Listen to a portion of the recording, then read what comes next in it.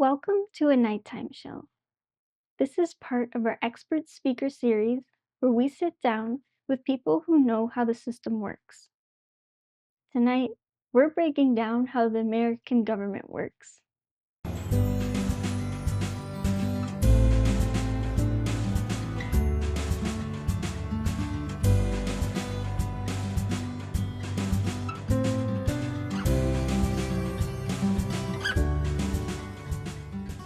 Tonight, we're speaking with an expert about how the American government works. Our guest, Greg, holds a Ph.D. in politics and has taught and worked in politics for over 20 years. So, Greg, please introduce yourself.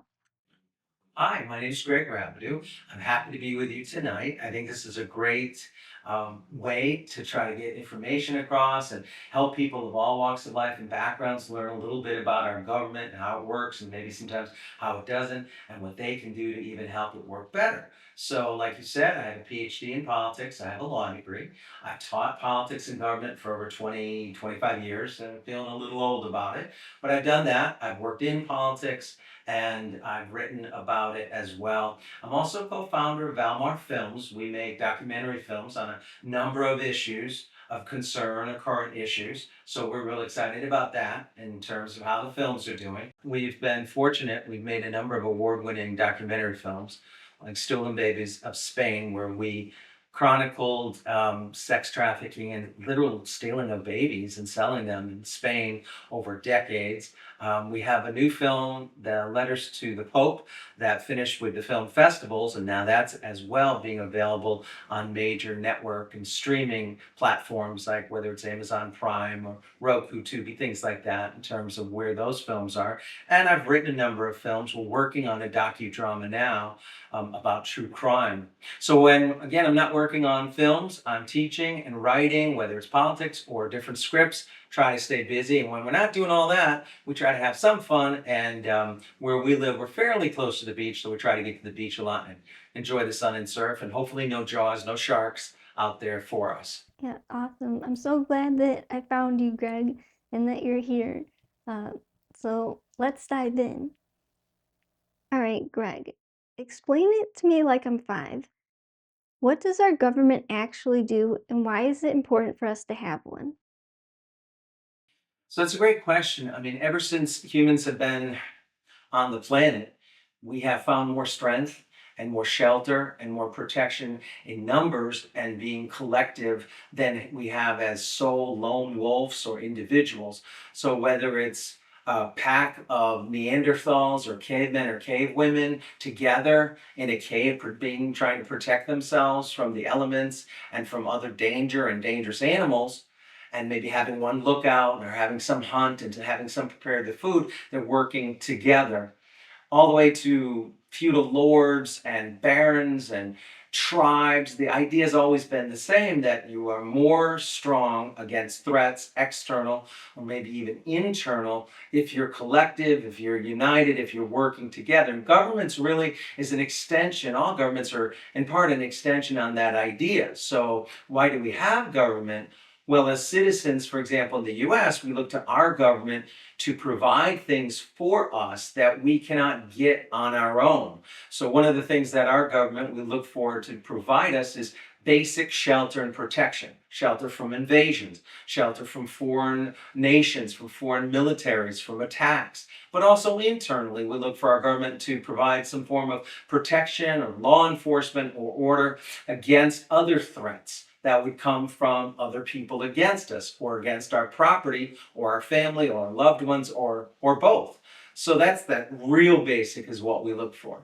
But we also look for government to help us lead the kinds of lives we'd like to lead. So we look for governments to help provide order, to help provide opportunities, whether it's economic opportunities or jobs, or to be able to enjoy certain freedoms that we believe, and our founders in the US believe that we have inalienable rights, like the pursuit of happiness, for example. We look for our government to uphold those rights that we have so that we can pursue those things that we believe we have the right to do. So, in short form, that's kind of what we look for government in the big picture. In terms of why we need different forms of government or why we need our government, that really goes back to our founders and the Constitution and sort of setting up that structure, which we'll probably talk about in a couple minutes, but setting up the structure, setting up what drove the ideas and the philosophy again of this freedom of rights, freedom of movement, freedom of buying, selling property, freedom of creating a sense and a family, an order for yourselves, a freedom of trying to pursue jobs or economics or some sort of wealth, some security. We look for governments to make sure that we can do that and that we aren't having constantly to fend off those kinds of threats, whether they're coming from external or internal, that would prevent us from doing that. Again, going back to whether it's cave people or the Neanderthals or tribes or royalty or feudal lords, or whatever it might be, the idea again was the same. You can't pursue your life, you can't enjoy your freedoms, you can't be with your friends or your family and try to find the way of life you'd like if you're constantly just fighting for your own survival or your own shelter or your own protection. So that its base level is what we look for governments to do for us, its citizens. Greg, can you explain in simple terms how a government is structured and why having different parts, like legislative, executive, and judicial branches, matter? Yeah, so it's another great question. And one of the first things I'd say is that it's important to keep in mind that everyone on the planet Earth, right, does not have the same type of government. Sometimes we forget that. They have different forms. Now, in some countries, the form of government that they have been imposed on them by force or threat of force. Some countries they've chosen, like we did, ultimately to have the kind of government and structure that we wanted, that we thought was best. But not all nations are the same, not all governments are the same. They're definitely not created all equally in what they do or they try to do. In our system, we do have those, as you said, those three separate sort of branches: legislative branch, executive branch, and judicial branch. We have that at the federal level, which is the highest level. But we also have very similar models and branches and separation of those branches and powers at the state level.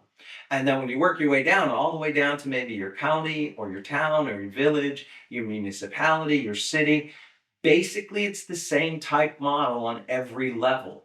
And the idea is really that if you want to avoid, which the founders did, if you want to avoid having any kind of dictatorship or king to rule over all of his subjects, or if you want to avoid even have a small unit of government dominate everything, then you divide up the powers. And you divide up the powers in every level: federal, state, local.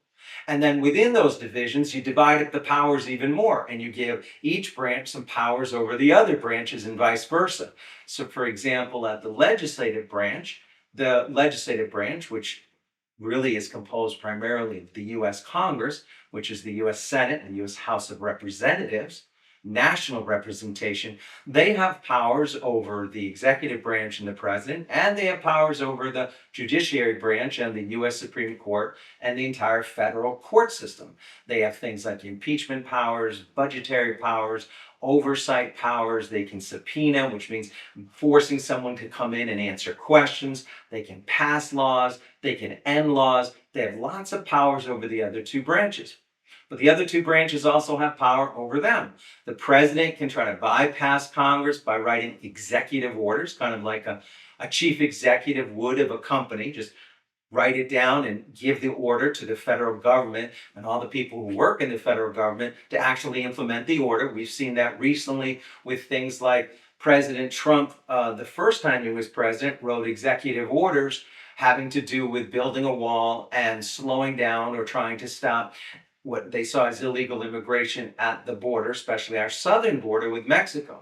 Then you had President Biden come in and write executive orders, which sort of reversed his order, Trump's order. And then recently you have President Trump, the second time in office, writing executive orders right away to reverse President Biden's orders and get back more to what he had in the first term. So that's an example of a president doing certain things as what we call chief executive of the federal government. And all of the departments in the federal government, like the Department of Commerce or Department of Defense or Department of Homeland Security, as opposed to waiting for Congress to pass laws, which then essentially the president would sign or veto or say no to. Which, by the way, when you veto something as the president, you're essentially checking the power of Congress. And then they can check the power on the president by overriding the veto, which essentially is Congress going back and saying, no, we really want that bill passed, or we really don't want that bill passed. And then they have to get even more members of each chamber, Senate and the House of Representatives, to override the president.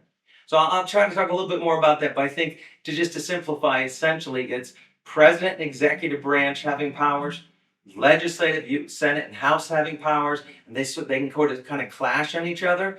But ultimately, the founders thought neither one becomes too powerful if they have to work together to get anything done. And then the judiciary branch, which at the federal level, at the highest level, is the U.S. Supreme Court, made up of 9 justices or judges, we call them justices, 1 chief justice, which is included among the 9. So they have powers to review based on cases brought to them or that they accept and say, yeah, we're going to hear, we're going to listen, we're going to deliberate, we're going to make a ruling. That can involve powers of the other 2 branches as well as state and the local level as well. So again, the federal level, the state level, the local level, they all have these kinds of division of power, separation of powers, and division of branches. And again, the basic idea, which other governments in the world don't necessarily have, which is if you have 3 and you have different levels, harder for any one to just dominate and dictate everything. And ultimately, the founders thought people would be safer if we had that system as opposed to the king, which obviously, if you recall the history, the founders came to the colonies of the United States, before it was the United States, because they were trying to flee from the King of England, King George, and having that king, that dictator. So they wanted to create a totally different blueprint. And so that's why we have those separation of powers. All right, explain it like I'm 5. What does it mean to be Republican versus being a Democrat? And what are the basic beliefs and values of each side? Yeah, so that's a great question because as we'll see over time, the main parties in the US, we have basically what's called a bi-party system or a 2-party system, Democrats, Republicans.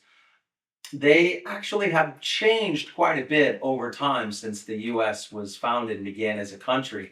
So there's been a lot of overlap and shifting of positions. So it's tough actually historically to say, aha, I know exactly what this person was as a Republican or Democrat if you don't put it into some context historically. But I think just to keep it really simple, the big difference between Democrats and Republicans is a basic philosophy in how they view politics and how they view the role of government. Basically, Democrats tend to believe that government is a tool for good, that government can help solve lots of problems that are national in issue or scope. And Democrats tend to believe that the more taxes that you're able to raise, the more money that you're able to spend on different programs, that you can help much more people than if you didn't do those things. So historically, back in the 1930s, after we had the Great Depression, stock market crash, financial crises, Franklin Delano Roosevelt was a Democratic president, and he kind of illustrated, or he was sort of more of a typical Democrat at that time who believed the best thing to do to get out of it was to spend money at the national level, try to stimulate the economy, create programs for people. That's where things like the Social Security Supplemental Income Program began, a Works program began. That's the foundation of some of your food stamps programs, some of your welfare programs, helping people that way. Democrats tend to see a government that is more doing and fulfilling its role when it's doing those things. Republicans tend to see government that smaller the better. Republicans tend to believe that more individual rights, individual property rights, individual freedoms are really what should drive politics. And they believe that the founders really meant to keep government more small and not have this huge sort of monolithic style block government involved in every aspect of people's lives. One of the big controversies between Democrats and Republicans tends to be over property rights, things like public versus private housing, as well as things like gun ownership. You have a Second Amendment that provides the constitutional right to bear arms, to bear guns, but you also have a constitutional provision in the same Second Amendment that allows it to be regulated or have laws made that modifies those rights. Democrats tend to believe that government should modify and regulate rights, for instance, like gun ownership. Republicans tend to believe that it should be kind of left alone. So they look at problems differently for the most part, but again, historically, honestly, the truth is, whether it's a Republican president, a Democratic president, Republican Congress, Democratic Congress, the nature of politics for the past 50, 60 years has been, no matter who's in office, the spending has tended to go up, taxes have tended to go up. Although currently the Trump administration is trying to cut taxes, but the idea overall is that as problems have become more national, even global, both parties have tended to believe that government somehow needs to get involved. One of the biggest areas of difference right now between how they also view issues, climate change. Democrats tend to believe it's a global issue and that government should definitely get involved. Republicans do not believe as much in the issue and definitely don't believe government should be spending the amount of money Democrats want on the issue. So those are just a couple issues, but they do agree on one thing, which is they like having only two parties. They don't necessarily like to see other political parties created.